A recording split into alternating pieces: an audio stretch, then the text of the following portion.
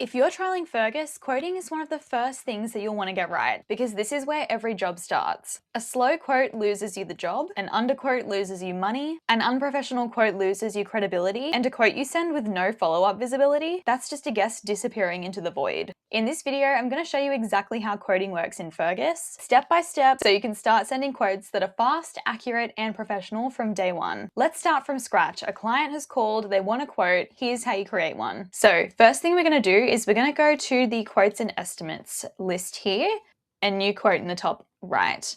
So you can pick between quote or estimate. We're going to go with quote, but they are essentially the same thing. The only difference is the wording on the document. So your customer will either receive a document titled estimate or quote. Quote is a bit more final, here's your price, whereas estimate is usually seen by your customer as there is wiggle room, there could be a change in the number. We're going to go with quote. So at this point, you can pick your customer. You'll either already have them in Fergus or you can add them now. I'm going to find someone I've already got in here. Now it automatically selected the site to be the same as the customer's address, but you can change that if you want here as well. And just to reiterate, you'll notice that this is tied to a client record. So you've got Mickey Mouse as the customer. So everything stays connected. No quote floating around in an email draft somewhere. Now, if we scroll down, we've actually set up some quote templates, some templated line items. So this is our default quote. It's already filled out, which is one of the great things about Fergus. There are a few things you can do now. You can add a name to your document. We can look at the letterhead as well. It's hidden now because it's kind of pre-done for us. So at a default, it's just hidden. It makes it a bit cleaner and easier for us to see what we really need to be working on. The other thing that you can do at this point is set the expiry date. So there's a deadline, there's also a validity period. Validity period means that the quote will only be valid for X amount of days. So it kind of creates that urgency and it also protects you. Deadlines are for internal use only, so those can differ. Now we're going to get into building the quote a little bit more. This is where most tradies either waste time or they lose money building out the actual cost of the job. I've already got a few things in here. This is just what my quote template looks like at the moment. But if we didn't have a template set up, this would be empty and we would start from scratch. And to do that, you would go to new section at the bottom and it would look a bit like this. So there's a big difference here. Obviously this one has a description and items. We've got nothing down here at the moment, but if you start from scratch, you can add your title.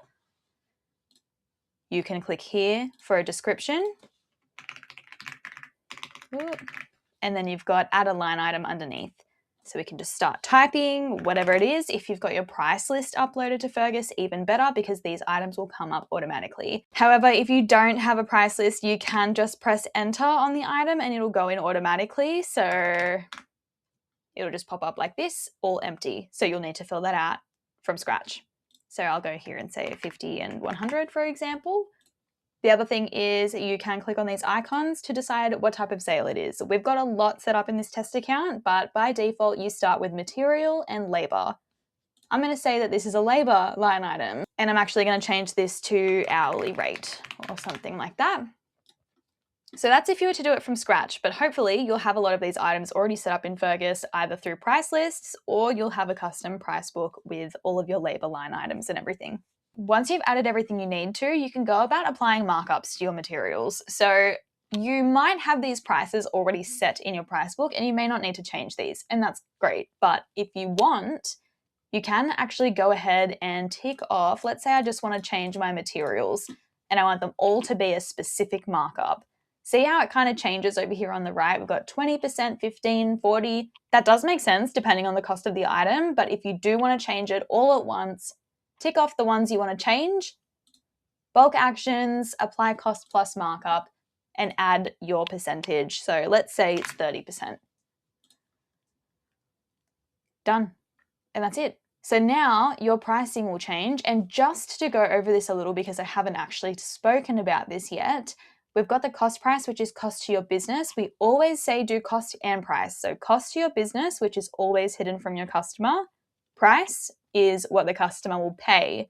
So it means that Fergus can use those to work out what your profit and loss is going to be for that job. We always want both cost and price in there where possible. Otherwise, those reports won't be accurate. You can also add multiple sections to the job if you have multiple stages or you want to just have separate sections. You can do that. Add a new section at the bottom with this plus button, and you can add as many of those as you want. Again, same steps as before. you just go ahead and add those line items in either from your price book or you add them manually. And yeah, the key thing here is your markup. Fergus lets you set a default markup on materials so you're not having to calculate it manually every single time. And that's where a lot of underquoting happens. Someone forgets to add margin on materials and suddenly they're doing a job for cost. Here's something that matters more than most tradies realize: what your quote actually looks like when the client opens it. First up, we can preview this quote with the preview button in the top right. So this is exactly what our customer is going to see. And as you can see, I've actually grayed out pretty much all of the individual pricing. We're only showing the totals at the bottom. So if I go back to edit, all those items are there, the full breakdown, but they're all grayed out. And I've actually set that as my default, which you can do as well in your settings. It kind of depends what you want to do. If you do want a line item to be visible, there are options. I know some people do show the breakdown, but a lot of the time people actually want to just show one line that says total price. So in that case, you can actually tick everything off. Make sure that you go bulk actions, combine to one line, and we're going to just say total price or whatever it is that you want to say. Whoops, struggling. And as you can see, all of that breakdown is in this black box. Customer can't see it.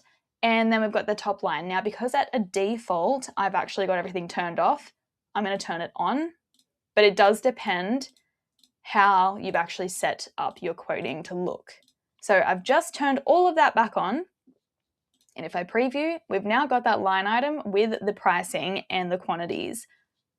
So it really does depend on what you want. See what you like, see what works for your business, and set that as your default. If you want everything turned off at a default, set that in your settings. That way, when you do get to quoting, you don't have to worry so much about it. And when you're quoting on Fergus Go as well, it just makes it so much easier because everything's already hidden. Now, let's get into sending the quote. Sending the quote is only a couple of clicks, but what happens after is where Fergus really earns its keep. So we're going to send this by email. When you're ready, you go publish in the top right and you click on email. You can always change this in your settings as well. You can change your quote, your email templates. If your customer has an email address, it'll automatically pop up here. And you can see here, this is what my quote template looks like. So it's already built out. I don't need to type anything. All the right details are automatically put in. The only other thing I might want to do at this point is drag and drop any extra files I might want. Another hot tip is that you can attach terms of trade to every quote that goes out of Fergus in your settings. That is super important because if you've put terms of trade in with every quote, when the customer accepts the quote, they have to accept the terms of trade. So you can rest assured that every time someone has accepted a quote from you, they've also accepted the terms of trade. Once you're ready, you just send email in the bottom right. So this is the email that your customer receives. So everything we saw already, you can see the quote as a PDF and you can see terms of trade was also attached to that email. So your customer will then be able to view and accept that quote. And this is what that page will look like. I have an automatic deposit situation set up. So every time I send out a quote, a 10% deposit is required to begin work. And that is a really helpful tip. We've seen customers massively benefit from beginning to take deposits through this feature. Because they don't begin work on anything that hasn't been partially paid, for example, 10%, their customers aren't ghosting them. Customers are paying a little upfront, which means that they've bought into it already. They're so much less likely to ghost or stop responding or whatever it is. So we've seen some customers go from never taking deposits and maybe getting ghosted half the time to taking deposits and pretty much never getting ghosted again. So the customer just needs to put in their name, tick that box, accept and pay the deposit. That's pretty much it. Very straightforward, very easy for them as well. Now, if we go back to that job, we haven't gotten it accepted yet, but what I'm going to do is manually accept it just so I can move on with this job and show you the rest of it. Now, if I go to notes and history, you can actually see whether the email has been viewed or not. So as you can see here, quote 1 was viewed by a customer. So you know that that person has opened the email and they've seen your quote. Now, when you need to follow up with your quotes, Fergus can automatically do this for you. You can manually do it if you want with these little buttons at the top here. You've got email and you've got text, but it is better just to have that automatically on. So if we go to settings and we go to reminders, so if you go down to this middle bit here where quote and estimate reminders live, you've got the option of email and SMS follow-ups. You should have this enabled if you don't want to be chasing your quotes. And I highly recommend doing this setup. Once you enable it, you can decide how often you want to remind that person. So do you want to remind them 5 days after they've received the quote? Do you want to only remind them on the expiry date? Do you want to remind them after expiry? Do you want to remind them every single one of these options? You can select as many of these as you want. The exact same thing happens with SMS. You just get to pick those dates. You can have one or the other or both. It's up to you. That is a huge feature. It's shortened that chasing time and that admin time by quite a lot. Once the client accepts this quote that we've created, that will turn into an active job. So I have manually done that on behalf of the customer, turns it into this job card. And that's pretty much where you work from for the rest of the job. I won't go into this now because this is a video just about quoting, but we're pretty much getting to the end of the video. So the moment your client accepts, Fergus converts that quote into a job automatically. The job description, your quote brief, the client's details, you're already one step ahead. Let's talk about some pro tips before I go. So there's a few things that'll save you time as you get started. First one being templated line items. So if you want to make the most of this feature, you definitely need to go and give it a look. It's settings and quoting, and go to your quote or estimate templates. Either make a new one or work from one you might already have. You've got styling options, you've got like content options, how does it look, but you've also got the line items options. And this is where you can create basically a quote template. And if you do a lot of jobs that are very similar, you should be making use of this.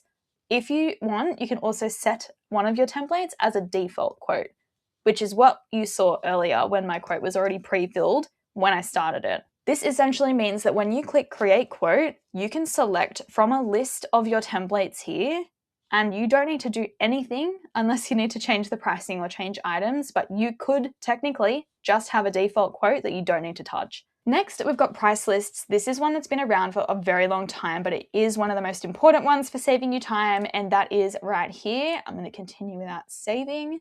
Price books.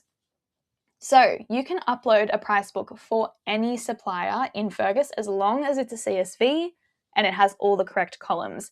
I believe the columns that are absolutely necessary to be in the CSV are product code, product name, a cost price, and a sell price. That way, your item will always save with a name and it'll have the two prices that we talked about in the quoting phase already saved. So when you put that item into your quote, it's already got everything. You've also got your custom price book. This is where you can put anything that maybe doesn't have its own price book. A lot of the time we see this used for maybe like internal pricing that isn't from a supplier. So hourly rates are very popular in here, travel rates, just things like that. Little things that you can't get from your supplier, essentially. Again, that makes it very easy. When you go to quote, you can search for things, they're already there, the price is already there, you don't have to think about it. Expiry dates, you actually in your quoting options can pick an expiry date automatically. That is something that you should set at the beginning. How long do you just by default want to set it at? You can change it on a per quote basis, but you should have a default in there just to save you in case you forget. You've also got your deposits option here. Very important. If you want to use it, you can do it here. Then we've got internal notes. So on your quote, let's say you haven't maybe finished it yet, or maybe you have, you've got an option to add notes to these quotes that don't actually go to the customer. It's more for internal purposes. So if you are maybe working with other people who also have a part in creating this quote, you can leave notes here. And it just helps everyone be on the same page, but the customer doesn't need to see it. And that's quoting in Fergus, end to end. Fast to build, professional to send, and fully visible once it's out the door. If you get your price lists and templates set up in your first week, you'll feel the difference immediately.